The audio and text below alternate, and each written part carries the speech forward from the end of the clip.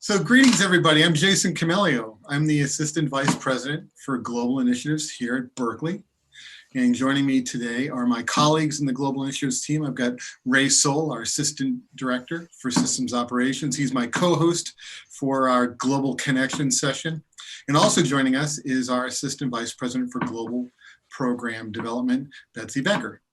And we're super excited to have all of you here on the Zoom call. We've got lots of students and teachers and people from our Berkeley Global academic partners. Welcome to all of you.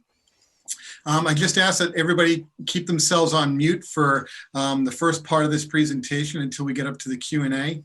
We are excited to have two amazing guests with us today to talk about audience building, entrepreneurship, what you're doing as a performing artist to build your audience, to build your career, especially now as many of us are still, working remotely and learning remotely. And on that note, I do wish all of you good health. I hope you and your families are doing well. I hope all of your friends and your teachers at your schools are doing well and you're healthy. And please stay that way as we go forward here. So, this session is being recorded and we will be sharing it afterwards. So for those of you who would like to go back and check it out again, it'll be available on online on our YouTube page and also on our Global Partners pages. And for those of you who have colleagues, friends, and students who might have missed this opportunity, please make sure that they get a chance to check it out as well. So without further ado, I'd like to introduce our guests. First, our moderator for this session is somebody that's worked with us before at Berkeley on different programs and events. She's the vice president for marketing at Positive Grid. Musician, journalist, and writer. She's written for Parade.com, for Guitar World Magazine, and others. She's also the founder of the Women's International Music Network, and you can check that out. We'll drop the link here in the chat. It's THEWIMN.com. That's the Women's International Music Network, and I encourage all of you to check that out. She's an advocate for women in the music industry. She produces the annual She Rocks Awards, and this is an event honoring women in the industry. She's a guitarist and a singer-songwriter. So please join me in welcoming Miss Laura B. Whitmore. Thank you so much. Great to be here. I'm super excited to talk to you guys and really appreciate you inviting me. Thank you, Laura. Thanks for joining us. And our guest today is an incredible musician, a Canadian guitarist. He's a Berkeley alum. He also studied at our partner school in Israel, the Ramon School of Music. Many of you that are here, you've checked him out, so you've seen his work, you've heard his music. He fuses, shred guitar techniques with contemporary pop production. His social media following, he's got tens of thousands of followers on Instagram and subscribers on YouTube. His creative content is allowing him to, really spearhead this sort of online audience to help guitar players improve their musicianship, their technique, and their practice routines. His What If Pop Songs Had Guitar Solos video has gone viral, with players all over the world covering his work on social media. He's part of the JTC Guitar roster, which is a group of the world's most renowned players, and he secured sponsorships with some of his favorite brands. The thing that you're really going to want to check out too is his recent release. It's actually his debut EP called Distant Visions.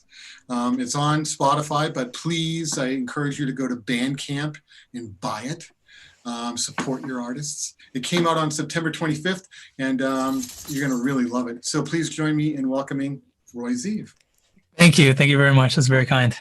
Very excited to be here. Yep, thank you, Roy. Yeah, and I'm going to turn this over to Laura, and we're going to jump in. Please, as we go forward, feel free to drop your questions in the YouTube thread and in the Zoom chat. And as we get toward the Q&A section of our discussion, we'll be bringing you into the commentary as well. So, Laura, thank you. Thanks so much. So before we jump in with Roy, I just want to share what our connection is. So Roy has been working with Positive Grid on some amazing video and presentation content for some of our products for the last couple of years. And we're so thrilled to be working with him. He's He's just an amazing musician, but also like a really great speaker about products, really natural and fun to watch and fun to work with. So I'm really happy to be here chatting with you today, Roy. Cool. I'm excited. So let's start off with a little background. Why don't you share a little bit about your journey and how you got to where you are now, just in a nutshell, so that the people watching can have a little bit of a context for what we're going to be talking about. Sure. So I was at Berkeley a few years ago. And it was actually the first time, I don't think a lot of people know this, the first time I auditioned to Berkeley, I actually didn't get in. And I was devastated because it was my dream school. My favorite players, Steve Vai, Al Di Meola, some of the biggest players all went to Berkeley. And growing up playing guitar was always my goal to get there. So I auditioned, I didn't get in. And then I found out that Berkeley has global schools around the world. One of them is in Israel. It's called the Ramon School of Jazz. And I ended up sending them on an audition tape. I got in, I studied there for a year, and it ended up being one of the greatest years of my life. So I always look at not getting into Berkeley as a blessing in disguise because I learned a ton when I was there. But while I was there, I ended up re-auditioning for Berkeley, and this time I got in with a scholarship. So the following year, I went to Berkeley for a few years. I studied CWP, which is Contemporary Writing and Production. That's where I learned the majority of, my production skills, how to use MIDI, how to mix, and then, all the music theory and everything else you learn. And then I think it was 2012 or 2013 when I left Berkeley. And then I moved to Alberta in Canada to study digital audio arts at the University of Lethbridge. I was there for a year. And then the cool thing about that is I had 24/7 access to the school studios. So in the middle of the night, I would produce all these local rappers and local musicians. I was able to work on my own stuff. I think that one year I was really able to own my skills as a producer, which was very important later in life for everything else I was doing. Once I left school, so I was there for a year. Once I left that, I finally got into the real world. My main job at the time was teaching full-time at a local music store. So I was teaching there for actually quit recently a few months ago, but I was there for about, I think 5 or 6 years. And during that time on the side, I started producing for an EDM group that was signed to Universal and Sony, and they had a bunch of really big stuff. We had a bunch of success with songs and remixes, getting millions of plays on Spotify, getting played by, Tiesto and, the biggest guys all over the world in clubs.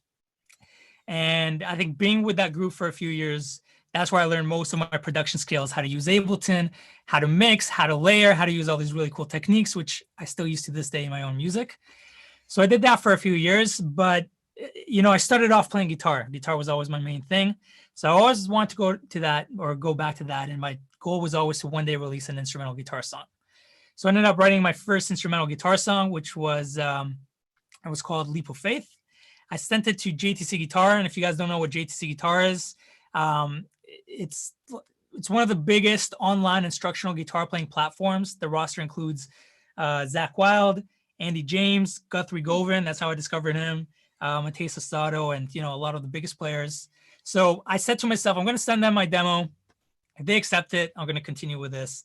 If not, then I'm going to go back to EDM, stick with production and everything. They ended up accepting it.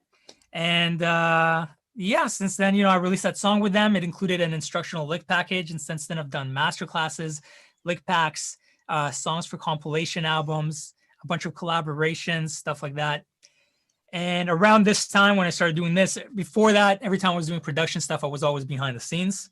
And then when I started working with them, I said, I got to start putting my stuff online because I'm now the face of, the music and everything. So I started releasing my stuff on Instagram and YouTube, ended up over the few years, building a pretty substantial following, released a few singles. I had an EP that I released a few weeks ago. I started working with Positive Grid. Shout out to Laura, and their Spark campaign and a bunch of other things. And recently I also started releasing courses independently from JTC. And yeah, that's it. Now just focusing on building the brand, trying to scale everything. Yeah. So just a couple of things going on then. Nothing much. Yeah. You got the hustle going down there, Roy. That's impressive. And I think what I learned from that is that you took every challenge as an opportunity to, maybe not go in the path you expected, but try something else, right? Exactly. There's another door over there. every time I look back at things, even if doing things I didn't want to do or for example, not getting into Berkeley was just devastating for me. It was all a blessing in disguise. I was able to learn from that, grow. So yeah. Yeah. I wanted to go to Berkeley too, but that was a really long time ago. It's not too late. But yeah, it's not, I mean, I've done the online classes and they're awesome. So It's cool. yeah. So let's talk a little bit about the idea of creative entrepreneurship. Like, what does that mean to you? And like, how do you apply it to what you So do? I think creative entrepreneurship, the creative part would be your art, and the entrepreneurship would be how you share your art, how you release your art. I think, the basics of it is just a fusion of art and business. And when an artist uses their skills outside of music or their craft to help them create a more profitable and sustainable career. And I think what I've done or what I've seen other people do is just basically strategically harnessing the technologies that are available to us, social media, the internet, your phone, just to help you build your brand and reach a wider audience. Yeah. And I think that there's like a lot of kind of non-traditional or things you don't think of perhaps of ways to make money from your art. That they're not like necessarily, the old thought of like selling out. They're just a way to expand, what you're doing. And, I think of our partnership to me is like a perfect example of that because, you're a great guitar player, you have great tone, you have great presence and, together, we're bigger than the sum of our parts. And I think that that's appreciated in every way, you know. Can you share a little bit about, our partnership and what you're doing and sort of how you got Of into course. that? So how I actually got started with Positive Grid. So when I first sent my video demo to JTC, they said, we love the song, we love the playing, everything is great, but the video sucks. So I shot it here in my room with a very cheap camera. It wasn't very good. At the time I thought it was, but they said, this is great. You got to reshoot the video. So at the time I was using the bias effects to record the song. And I said, okay, if I'm going to shoot a video, I want the amps in the back. At the time, you guys were going big on the bias heads. So I reached out to JTC and they said, okay, we have a partnership with Positive Grid. We're going to reach out to them and we'll hook you up with an amp. So then they sent me an amp to use for the video. And I'm a huge Steve Vai fan. And if any of you have watched any of Steve Vai's live stuff or videos, he always has 2 amps on either side of him. For some reason, every time I pictured myself recording this new video, I pictured 2 amps. Now, I wasn't going to ask JTC to send me another amp because I think that's a bit obnoxious, but I said, you know what, I'm going to try on my own, see if I can somehow find someone that maybe has an amp. So I found here in Ontario, the guy that was shooting all your videos at the time was from Ontario. I found him on Facebook. I messaged him. I said, hey, can you put me on contact with someone, or do you maybe have an amp? And he said, no, but the A&R, one of the A&Rs for Positive Grid also lives in Ontario. And he ended up living, his name was Chris. He lives an hour away from me. So I reached out to him and he said, yeah, for sure. Come by, grab the amp. You can, definitely. So then I was able to, get the amp. I had the 2 amps on either side of me on the video. It looked great. I was very happy. I released it. It did great. But over the years after that, Chris kept messaging me every time he needed anything with, guitar stuff. Every time you guys release a new product, every time you guys release a new software or anything, it's like, hey, we're doing this campaign. Do you mind doing this? I said, yeah, sure. He's helped me out. Why wouldn't I help him out? And we just ended up building this relationship. I would also ask him questions. He would help me out with some other stuff. And I was, very glad to help him out with all these things. And eventually it just snowballed. I kept helping him until one day he's like, hey, look, we have this big campaign coming up. We're doing this very professional shoot. We want you to be, we want you to come down and demo out the amps. And then from there, it kind of, got to where we are right now, which right now, doing a lot of videos for you guys, tons of videos. He's the face of Positive Grid. Pretty much, yeah. The face of, the new Spark amp. Positive Grid flew me out to LA last NAMM, to, be the spokesperson for the amp. And yeah, I think with that, some of the skills that I'm using there, which is, I wouldn't be able to do what I do for you right now, which is, being able to record and everything in my room. If I didn't have the editing skills, learning how to use a camera, how to use lights and everything, and how to put all that together, in a quick kind of package, and to do all that fairly quick. Sometimes, you guys need a video in a week or a few days, And I think over the years, uploading stuff on YouTube and Instagram, I was able to really, get better and better at these skills, where at the beginning I didn't even know how to use a camera, which was obvious when I sent it to JTC and they said the video sucked. Yeah, I mean, I think people underestimate like the type of partnerships they could have with brands like us. I mean, I think that, not even just in the music industry, but in general, like brands are looking for music, they're looking for connections, they're looking for ways to reach out to new audiences. Definitely, yeah. And not being afraid to kind of showcase your skills and what you can bring to the table. I wouldn't discount that at all for anybody, especially somebody who has skills like you do. I mean, that's super valuable to a brand to be able to find somebody, especially like right now when we're all at home. Well, If you can do that stuff at home, it's like amazing. One thing I always try to tell my students is don't be afraid of the brands. Don't be afraid of reaching out to an A&R. A lot of them, a lot of them will message you back, will email you back. And it's not this like big kind of like scary thing that's very far away, and you have to be, you got to have 1 million followers and subscribers just to get, anything from these brands. It never hurts to, reach out. Yeah. And I think like I used to actually do artist relations 20 years ago for like Corrigan Marshall. And it was a little different back then because we didn't have the internet, right? So like the influencers were like these huge artists. But now I think that brands really want to tap into like these smaller, like micro targets. And so if you have a following and for example, that a lot of your followers play guitar, then that's a great partnership for a brand of a product that you're into. So yeah, for sure. I wouldn't be afraid to reach out and send messages, email, whatever. Like brands are looking for that. Definitely. They're always looking for new places to go. Talk a little bit more about advice for new content creators. Like how do you get started? How do you build that audience? So when I got started, so after I signed on to JTC, I said, okay, I got to put stuff on social media. I know people have been doing that. I didn't really know anything about it. So I went on my phone. I just grabbed all my pictures from vacations and pictures of me at the gym, and I put those all up. And my mentor at the time, a guy named Duran Zor, who actually taught me everything I know growing up, he messaged me and he said, look, if you're going to be a musician, you can't just be posting all these random pictures. You got to post, guitar content stuff. You got to post yourself playing. You got to show everyone what you can do.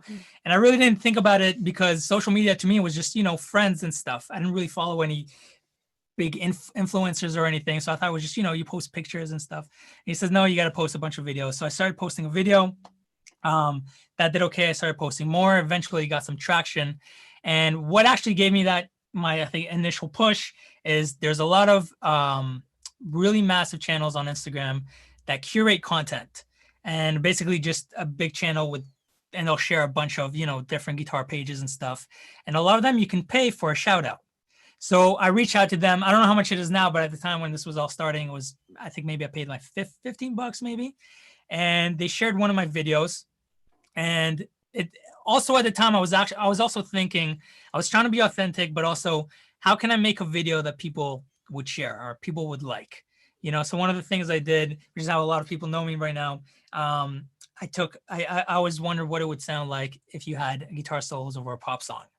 So then what I would do is I would take a pop song, either Justin Bieber, Maroon 5, Bruno Mars, and I would add a little section, solo over it, put that together, and then upload it. So I paid to get that shared, and it did okay. I got a few followers from that. But what happened was bigger pages were following that page, and they ended up sharing the video. Oh, wow. And then from there, it just kind of snowballed. Every video I kept uploading would get shared by all these big pages. And really, it all started with, paying for that one shout out at the beginning, and everything just kind of, moved from there. So my first piece of advice, I think, would be to stay consistent. I think consistency is key. Find a posting schedule that you can keep up with. You don't have to post every day because eventually you'll burn out, unless you can do that. But it's very difficult to do. And, if you're going to post every day, your followers are going to get used to post every day. And when all of a sudden you don't because you get burnt out or you're on vacation or this or that, that's where things are kind of going to start going down. And I think most content creators, from what I've seen, quit after a few months because they just can't keep up. So one thing is just to stay consistent, build yourself a schedule, that you can maintain maybe 1 or 2 videos first, and eventually, start posting more. And then the other piece of advice is to just start. I feel like a lot of people are waiting for that perfect moment, waiting for that perfect video, trying to get everything, waiting till they have a better camera. You don't. You can use your phone. You can use the audio from your phone, and eventually, as you move along, make everything a bit better. But the key is to just start and don't get stuck in trying to perfect everything, because I feel like it'll just hold you back. And obviously find that balance between quality and quantity. Yeah, I would agree with all of that. I know what you're talking about with those Instagram accounts. They are still very reasonably priced, and there's probably more of them now. So yeah, I feel like, if anyone's starting out, because it's very hard to get that initial push if you have 0 followers or 100, or if it's just your friends, obviously, use the hashtags and everything, make the algorithms work for you in different ways. So there's tons of I could talk about social media techniques, for so long, but there's different things. For example, posting a square video instead of a horizontal one is going to do a lot better, because it takes more real estate on your phone. When somebody scrolls, it's going to take more of the screen. So more people. Now, aside from just square ones, you can also make them really, really long as well. So that's just going to take more space on the screen, so more people are more inclined to kind of stop as they scroll and see, and then watch your video. The more even asking a question in your post, the more people that engage with it, the more likely you are to get onto the explore page, and for the video to kind of reach more people, also reach your audience. So asking a question in the captions instead of just saying something funny, maybe ask a question, which will get people kind of having a conversation in the comments, which will raise the engagement. And Yeah. I mean, I was going to say, take a look at what's working for other people too. And we started to study, hey, why did this video work instead of that one? What happened? And it can definitely give you tips of, just even staying up to date in your niche, seeing what other people are doing. One, it'll help you kind of follow the trend or set a new trend, but it'll just inspire you for different advice, different ideas as well. I think too, some people think that they can monetize right away, but it takes a commitment. Especially working with a brand, for example. It does. You want to show that you're going to do it, and you're going to do it well, and you're going to do it consistently, and then you start reaching out to people to work with you, because you're like, hey, see what I did? I'm there, I'm doing it. I've proven myself. But yeah, the one thing, just staying consistent is so important. I've seen so many people start and get to maybe 5,000, 6,000, and stop. Yeah. They just couldn't keep up. So yeah, it's hard.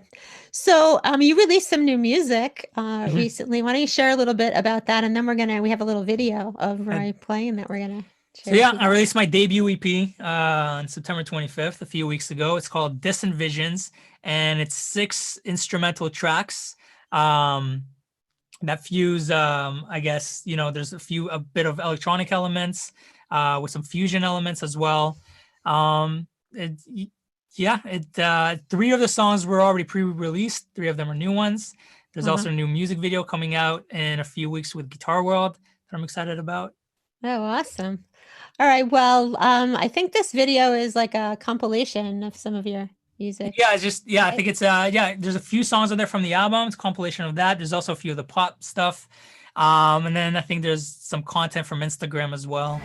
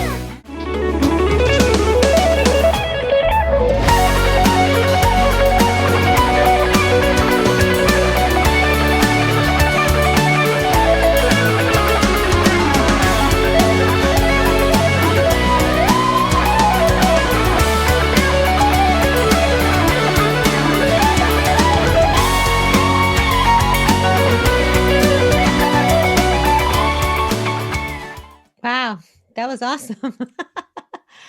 Even I haven't seen all that footage. Good job. Wow. That's some amazing video shoots too. Thank you. Yeah, I always try, to think of what background would work well, with the song. So you seem to have like grown your skills kind of organically as you went along. But if someone were starting out now, like what do you think are some of the most important things that they should sort of step into first as they're trying to like grow their visibility and their, Well, the one thing potential for I think sales? the one thing that really helps is filming and video editing, and I learned a lot of my stuff is just every time I had a question, I'd go on YouTube, and that's how everybody, learns everything today. I don't think I'd be able to do what I do. So I sell courses, creating courses, and all the work I'm doing for you right now, for Positive Grid. Before that, we would hire people to film everything and to edit, and I would just come and talk. And now because of this whole thing where everyone's, stuck at home, I have to do everything in my room. Without having those skills, I wouldn't be able to do that. So just, learning a little bit of editing. It doesn't have to be, too advanced or anything. And I think it's a lot easier than people think, but once you start. The other thing is speaking and communication skills, which again, I think I wasn't as good when I first started. If you watch the first course I ever did with JTC, every time I watch it back, I kind of cringe, because it was my first time, speaking in front of a camera. It took days to record, just a few things because I would just kept messing up. Right now, it just takes me a few minutes. I turn it on. I'm able to say what I want to say, and do that. And I think recording, just learning a little bit about recording, production, and mixing is also going to help, with content, just to make it sound a little bit more professional when you put it out instead of just the phone audio or your camera audio. And really, you can get an interface, and a program to record for very cheap these days. Technology has come so far. And aside from that, other skills is, marketing skills, understanding Facebook ads, which to me was a huge aha moment, once I figured out how to use that.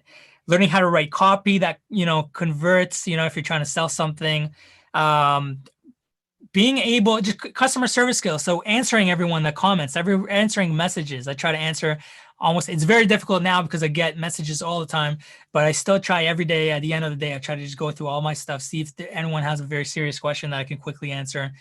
And aside from that, just time management skills, productivity, workflow, trying not to be a perfectionist. And like I said earlier, just getting things done.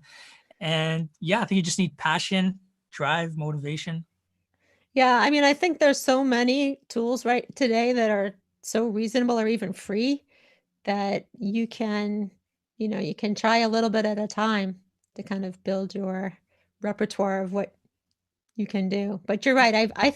I too agree that video is like king these days. So knowing how to do that and sound good and look good are pretty important. Can you share some of what are your go-to tools that you use for some of that stuff, video? So yeah, so first of all, for audio, I like using Ableton, which is actually only started using that when I was doing EDM, because I guess that's what everyone uses for that. Before that, I used to use Pro Tools, and I was very, very particular about it. It's got to be Pro Tools. That's what the pros use. Ableton is for bedroom producers. That's not what I do.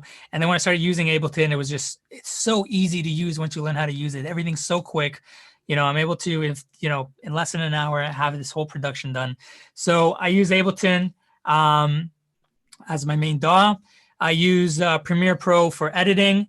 To host all my courses. So I started independently releasing courses recently. I use a course platform called Teachable, which makes everything very intuitive. It's very easy to do. You just load up all your videos and it looks really professional. It looks really, really good. I use Bias Effects by Positive Grid for all my sounds. I would say 99% of everything I put up online, I'm just using a plugin, which also to me was, before getting that, I think I've had that for maybe 4 years now. Before getting Bias Effects, I thought, okay, I can't really record guitars in my room. I got to go to the studio. I got to get an amp. I got to mic everything up. I had tons of plugins before throughout the years, but to me, they never sounded good. Never sounded good enough. And then when I got Bias Effects, I was like, this sounds really good. So that allows me to, to just sit in my room at 2 a.m. whenever I want and just record something quickly on my headphones, and it sounds really good, and put that out there. Yeah, that's awesome. Yeah, it is amazing what you can do with like your computer and a pair of headphones Yeah, technology's these come days. Pretty mind blowing. really, really Um, far. I'm gonna ask you one more question, and then maybe we'll take some questions from our viewers. So, I mean, I think right now everybody's been hit so hard, especially if you've been relying on performing as like a revenue source. Can you share maybe some other ideas of like how to make money with your creativity that have been successful for you? I know you've touched on some of them. Do you have any more like specific thoughts? Yeah. So, well, for the past few years, my main source of income was teaching at the local music school. And I did that for a while, and that helped me develop, I think, my teaching skills, which helped me create my courses. Now, when I sell courses online, there's two ways I do that. There's JTC Guitar, which takes the cut, but they also, it's available to their followers of, hundreds of thousands. And then now I'm also doing courses independently where I keep 100% of the profits. And then I'm able to use tools like, Facebook ads and different analytics, email marketing and stuff like that to just grow that. And really, I'm able to scale that. Other sources of income are, you're able to, especially now after I quit the school because of this whole thing, I was able to move everything online right away. So teaching on Skype, teaching on Zoom. People used to ask me all the time in the past few years, and once in a while, maybe if I had time for a week or two, I would do a few lessons. But now when the whole world was shut down, I had all this free time, so I started teaching on Skype and Zoom. YouTube AdSense. Once you build up, a pretty substantial following on YouTube, the videos pay pretty well, so there's money with that. Being a rep for Positive Grid or for other brands. And sometimes it's not just money. Sometimes you have, I think, one, two, three. I think there's like 3 or 4 free guitars here. I have a bunch of amps. I have tons of free softwares that cost, hundreds and thousands of dollars that, companies will just send you to just either try out and give them feedback or to like make a small post about it. And then I have, royalties from my songs, and there's album sales recently that are doing pretty well. Interviews and clinics. As you build your following, people are going to reach out to you for interviews that sometimes they'll pay you for different things, or they'll end up taking that interview and they'll turn that into a course, which you'll get a cutoff, but they'll also pay you for that in advance as well. What else? Clinics. And then right now with that the pop song video that I did, a lot of big producers have been reaching out to me. And saying this is an interesting idea. Let's see if we can, get some stuff on the radio. Maybe we can add some stuff. So I feel like there's, cool. And I feel like there's a ton of different ways, I think, to make money online right now. If courses isn't your thing, there's other ways to make money. And yeah. Yeah, I mean, I've seen people do really creative things with like how they sell their merch creatively, or using Patreon, or some of those other tools to engage with your fans in new ways. Yeah, so a lot of people will have, let's say, a monthly kind of membership thing where they'll give you behind the scenes of everything they do. So, okay, you have the songs, you can sell the courses and the tabs, but here's the behind the scenes of how I came up with that. Or here's more of an inside look. Or every time you release an album, also have the tabs for it, Right. Yeah. Extra content that people can subscribe to. Yeah. Well, that's awesome. I'm going to ask the guys, do you have some questions for us? Okay, so here's one that was shared. Who are some guitarists that inspired you the most, and what are some of your favorite songs? Okay, so I think Steve Vai was probably my biggest inspiration, and not just from a guitar playing point of view, but also just life and different advice that he's been given in videos and stuff. Some of my favorite, probably my all-time favorite song by Steve Vai is a song called "Crying Machine," which kind of has like a funky vibe, but still has Steve Vai's kind of main sound. I really like Paul Gilbert. Paul Gilbert was probably one of my favorite guitar players growing up. I had all his DVDs, so if you ever listen to my playing, you'll notice a lot of, my techniques come from Paul Gilbert. Yngwie Malmsteen as well. Basically, I grew up listening to all the shredders. So like Yngwie Malmsteen, Steve Vai, Zakk Wylde, Paul Gilbert, Joe Satriani, Eric Johnson, all those guys. What was the other part of the question? It was, what are some of your favorite songs, which you mentioned a little bit. Yeah. Yeah. Yeah. I like Paul Gilbert too. I like how Paul Gilbert has like a great sense of humor. Exactly. And I think that's one thing that's also very important. I think also when you're doing content is one thing I noticed. People start caring about your personality and what, and, and who you are as a person, and not just about the music after a while. So being able to kind of display your personality on video as well as, and that's, I think, one thing that gravitates, a lot of people towards Paul Gilbert, because he's always smiling. He's always happy. It's just, you watch him and you can't help but just smile and enjoy. Yeah, and it makes you feel like he's your friend, Exactly, not just that you get to know his authentic self. That's pretty cool. Okay, let's see. Do you have any other pop songs coming up with solos? Yeah. Not at the moment. There's two that I've kind of I have the backing tracks ready and stuff, but I haven't really tried anything. The last one I released was about a month ago. But yeah, I don't have anything new coming up. And then with that one, I also included a free lesson as well. That's cool. Do you know, there's this guitar player who plays on Saturday Night Live named Jared Scharf, and he does this, or I don't think he does it anymore, but a long time ago, he did this series called Unnecessary Shredding, where he just totally shreds over some really Ed Sheeran or something. So that's exactly what I did. Okay, so that's exactly, I gotta check that out. You gotta check that out. It's hysterically funny. But he's really wailing like it's so unnecessary, but it's just really fun. I guess that's the Saturday Night Live mentality.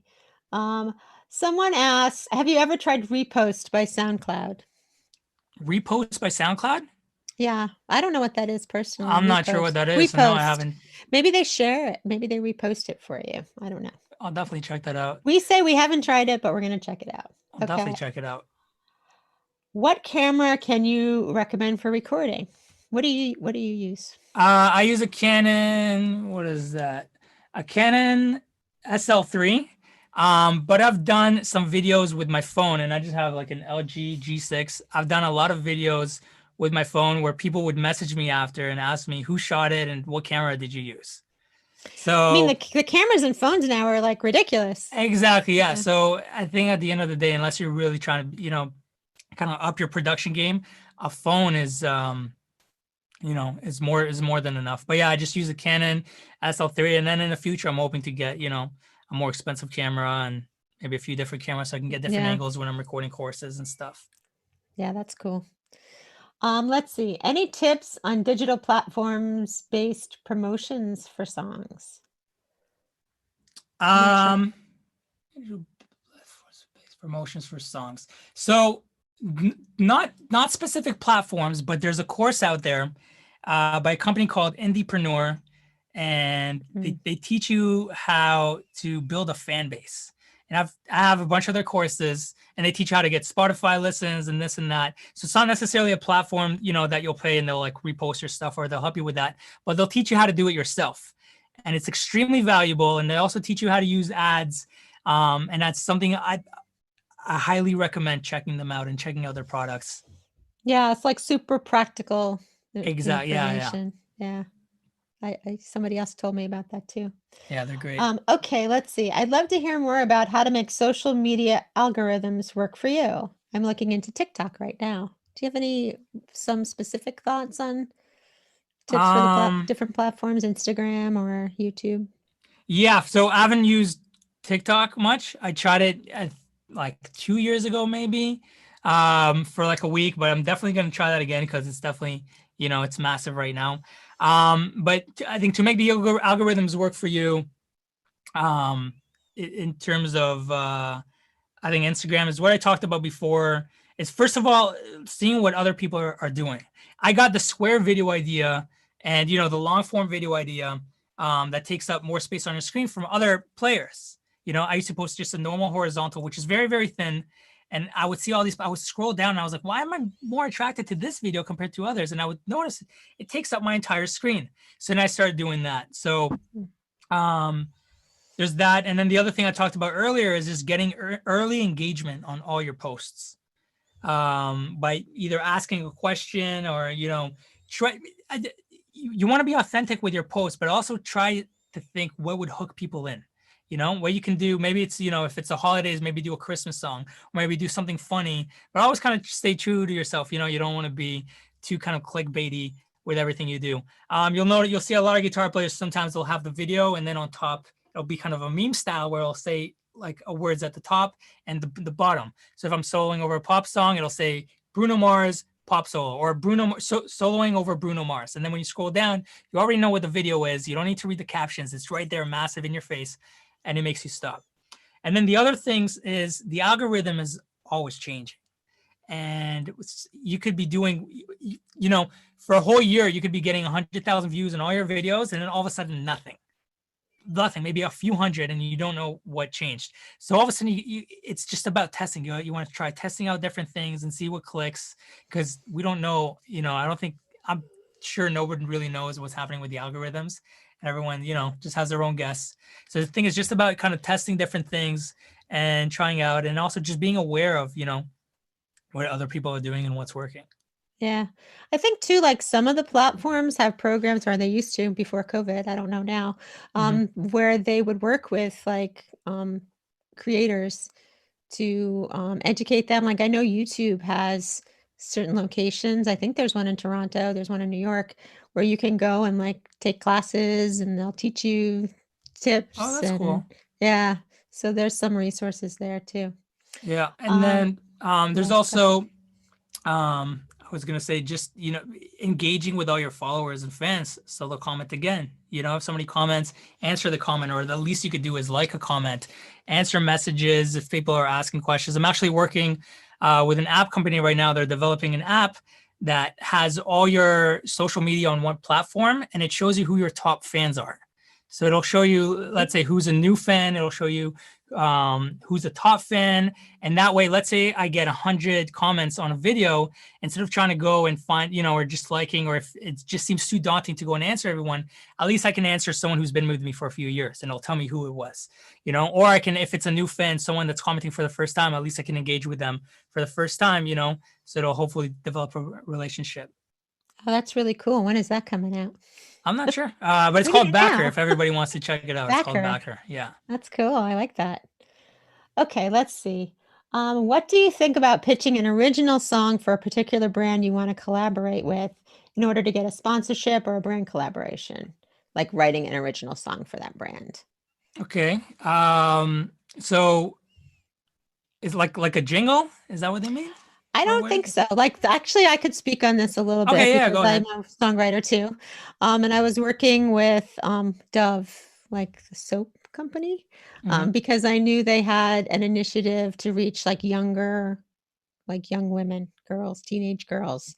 And I had this song that I thought would be like a perfect song for them. And I was able to get in touch with them.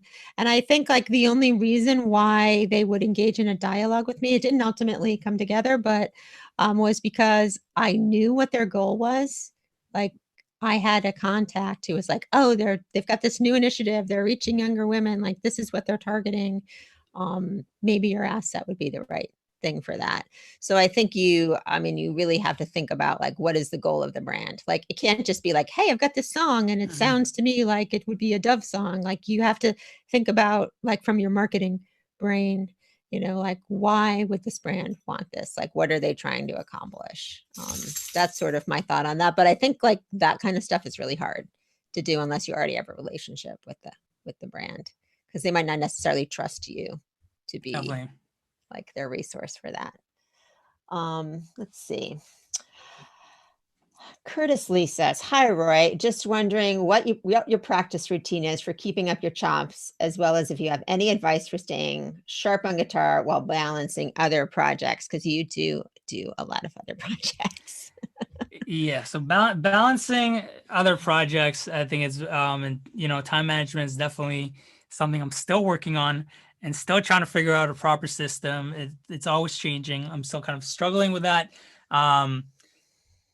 But yeah, sometimes it'll go weeks. I'll go weeks without practicing specifically, but because my work is playing guitar and I always have to play guitar, it always keeps kind of my chops up and keeps me on point.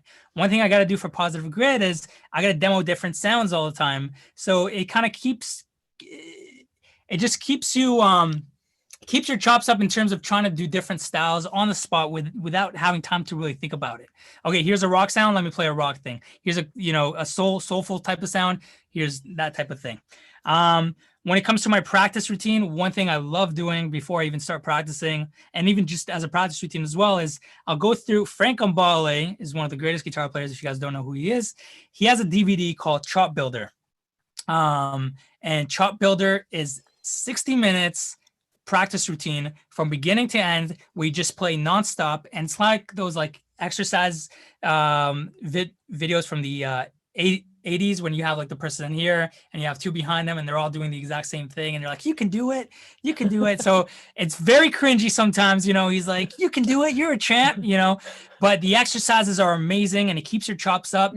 But it's very, very difficult. It's very, very advanced. But so I've chopped that up into my favorite exercises, and I'll have that down to about 20 minutes, and I'll just turn it on and I'll just play along with it. And the benefit of that is sometimes it sucks kind of like sitting in your room and practicing for a while. You know, there's nobody else there. It kind of gets demotivating sometimes. So having another person there to kind of, you know, play along to, and there's a backing track, so I'm not just playing alone. It sounds really cool. That really helps kind of keep my chops up. Aside from that, and I've talked about this in other videos, what I'll do is I'll put on a backing track because I love playing guitar, right? If I have something to do, I try not to touch the guitar because I know if I pick that up, it's going to be a while until I put the guitar down. But one thing I have to do is just improvise. And I usually go on YouTube, I'll put on any backing track. So I have tons of backing tracks on my hard drive. And I'll just improvise. And what I'll do is wherever I mess up, I'll take what I messed up and I'll turn that into an exercise and I'll practice just that. Because the way I see it, if I was improvising and just going off the top of my head and I messed up doing this one thing, that means my brain tried to do that, which means I'm going to try doing that again in the future. You know, it means next time I'm improvised, I'll probably try and do that exact same thing. But for some reason I wasn't, you know, my ears hurt it, but my fingers weren't good, or, you know, or the technique wasn't quite there to be able to execute what I tried to do. So then I'll just take that, I'll break that down to an exercise. I'll practice it until I have it good, and then I'll just continue the cycle. Or you could use your Positive Grid Spark and play with backing tracks there. Exactly. Yeah, you've got it all in the Spark. It's the benefit of that. Yeah, just saying. Let's see. Okay, maybe I have time for another couple questions. What is your target demographic when it comes to marketing, and how can you best reach your target market? So the best way to reach your target market, first of all, to be able to understand your target market, you can look at the analytic tools that you have available for you on Instagram and on Facebook and on YouTube. So I'll always go and see, first of all, for me, it's mostly male, you know, but it'll show you the exact age groups that are engaging with your content more than others. So that's one way to find that. And then what was the second part of the question? How to market? How can you best reach your target market? So the best way to reach your target market is advertising, Facebook advertising, and you don't need to spend that much to do it. You can do it with as little as a few dollars or even $1 a day.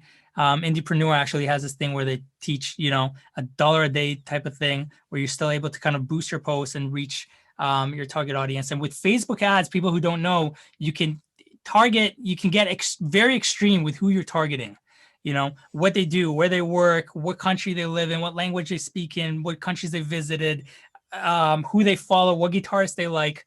And if you're not at the point in your career where you're going to be spending money on advertising, is just creating content that would work for a certain demographic, you know. So I know that if I do like a more bluesier post or an old school 80s type of post, I'm going to get an older demographic. But I know when I play my neo-soul stuff, that's going to reach younger demographics, you know, people who kind of grew up with like Mateus Asado and some of the newer kind of generation of playing. So kind of changing your content, you know, to appeal towards that certain demographic. Yeah, cool. Let's see. I think there's maybe one more in here. Okay, one more. What's your approach in releasing and promoting a guitar instrumental album? So there's many. So I think I would have done the way I recently released it a few weeks ago. I would have done completely different. if it weren't for, being on lockdown. But also I recently, right before that, released one of my biggest courses called Guitarist Speed Builder, which teaches players how to play fast, and it did very well. And now that I'm learning about marketing, I was able to scale that, and it's doing very, very well. And I was able to quit my job because of that. And I think I released that too early or too close to my album release. And I put most of my focus went towards that course and updating it and, changing the ads and testing the ads and customer service and stuff like that. But I think in the future, or I can tell you what I've done with this album as well. There's tons of different ways to market. First of all, getting everyone hyped up, telling everyone about the album, and then having little trailers. I had trailers for different videos that I made. Sending everyone little teasers. All my stories when I was recording the album, and even after, I would post kind of clips of me recording it, and I would just have that on my stories, and it would say coming soon. If you have an email list, telling your email list about it, just building hype around the whole thing. And then when you finally release it, and let's say you're trying to get album sales, you can market that in different ways by giving people incentives to either purchase the album or to listen to it. So you can say, okay, for anyone who purchases the album, you'll be placed into a draw to win either a lesson with me or to get a free album or to win this, to get that, to get this. For everyone who purchases the album right now, you'll get the tabs or a lesson for one of the songs for free right away, or you'll get a new song. There's also lots of different companies online that will give you a link. So if people want to hear one of the songs, they need to subscribe to your either Spotify, or they need to sign up for your email list, or they need to click subscribe on your YouTube in order to listen to that track. So, there's tons of different ways you could kind of go about that. I think you're right, though. Just like prepping your audience, building your audience, being able to reach out to them so that you're ready when you release it. Mm-hmm. Well, thank you so much. I see Jason up there. I think we're pretty much out of time. Sweet. Any final thoughts about stuff that's coming up for you? For me, no, I'm just, I've got I think in the future, I'm slowly building my monthly membership site. So you're going to have access to all my course for a very low fee every month. But aside from that, the last piece of advice is just, I think the world loves content. And I think this is the time now to jump on that train if you have something to share. And you could definitely make, a very good career out of this. I think, the way we commercialize music and art has completely changed in the, just the past few years. And you should definitely take advantage of that. All right. Thank you so much. Thank you both. This has been an incredible masterclass. There's so much information that you shared here. So for everybody that joined us in Zoom, and for all your questions, and all the folks in YouTube for registering, thank you for being part of this. Roy, we wish you all the best. I'm really stoked about your new release. Please, everybody, go to Roy's website, go over to Bandcamp, buy a copy of the album, buy a copy of the album, buy a copy of the album. Don't stream it. Don't go to Spotify. Go and get a copy and check it out. You're going to love the music. And we're talking before the session. You will hear Roy's personality, the personality that you shared with us here in this discussion today, in your music. It's right there, right up front and center. It's beautiful. Excellent work. And Laura, it's great to have you joining us again and to moderating the session. And we really, really appreciate Positive Grid sponsoring this. And the technology, the incredible work with bias effects and the Spark. These are incredible tools for creativity and learning. I know when we started talking about this a little while back, and I downloaded bias effects, and I've just been the amplifiers here are cold. They haven't been. I'm not turning them on that often because everything sounds so incredible. So great work. Kudos to the folks at Positive Grid. And thanks to you for your fantastic questions. This has been an amazing session, and I wish you both all the best. Thank you, Jason. Thanks for inviting me. It's been my pleasure. Thank you. So wishing you well, everybody, stay healthy, stay connected, stay creative.